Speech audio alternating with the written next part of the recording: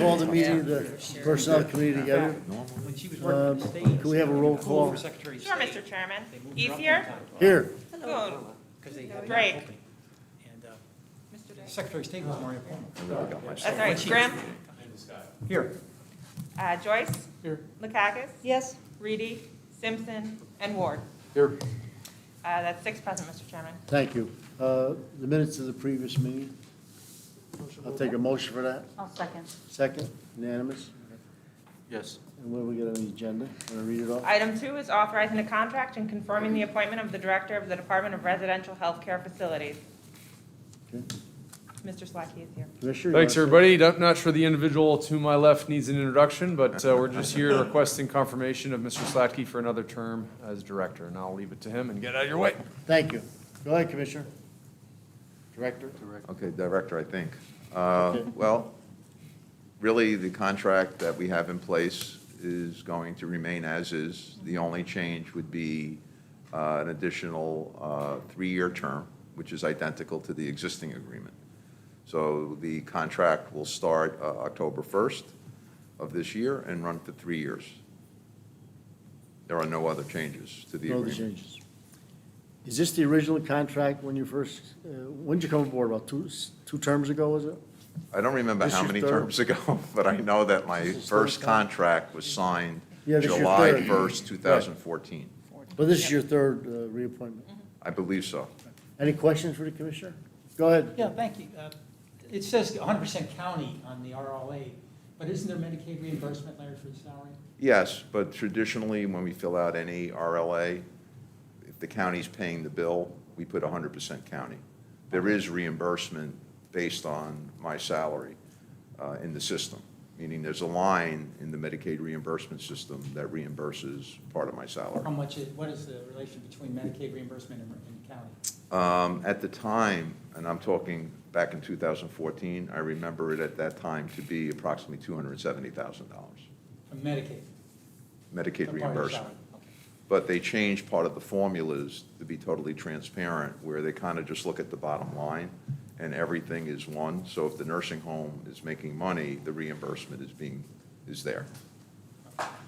What was the most red tape we had during your tenure?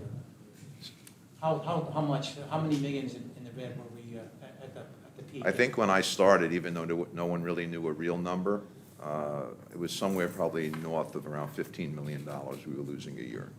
And where are we now? Right now, this year, I think we're showing with the legacy payment around the loss of around $9 million. Is that correct? I believe David's there. I'm almost sure it's around $9 million. And primarily, that's due to the pandemic. We just opened the building under the new construction, so we were running the nursing home around 200 beds versus its capacity of 250.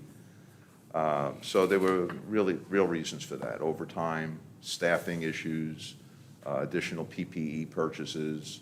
There's a lot of additional expense that hopefully we'll get a lot of that back through the stimulus money, through FEMA. Hopefully we'll get some of that money back. Okay, thanks. And good luck. Yeah, Lynn? I don't know if you remember what I asked you last time, but I'm going to ask you again about succession planning. And how, if you've made any, can you talk a little bit about Well, I think how that's going? Me personally, Yeah, you I personally. think for me personally, you know, we do have people who, we have one person who went through the AIT with me, graduated as far as the health department's concerned to sit for her exam. She hopefully will be doing that next month. I'm pretty confident that she'll pass. So that's one person that'll hold a license who does work full-time in another department. Excellent. Thank you. And she would be one of those type of candidates that eventually could take over the building, as an example. Thank you. Any other questions? Todd, you have anything to say? Sean? Oh, I Right? think we know Mr. Slacky pretty well by now. I'm just glad that we got his resume, or I would have had a lot of questions, but I just want to say, I want to compliment you how far you've taken this, going back to the days when we were going to close it, keep it open, fighting back and forth, and we stuck to our guns and we kept it, and it's a beautiful facility today, and I appreciate the way you participated in it. Well, thank you so much. We're we're turning the corner, not to go on, but we're turning the corner, and place is going to be, there's going to be nothing like it around. And as soon as we get past this pandemic, able to hire staff, the stimulus money stops going out, we fill up, this is going to be a really good place that'll hold its own. When you look at it now, considering what we went through for years ago, the arguments and stuff, we made the right decision. And once again, I want to thank you. Well, I appreciate that. It's been so rewarding, so I can't even tell you.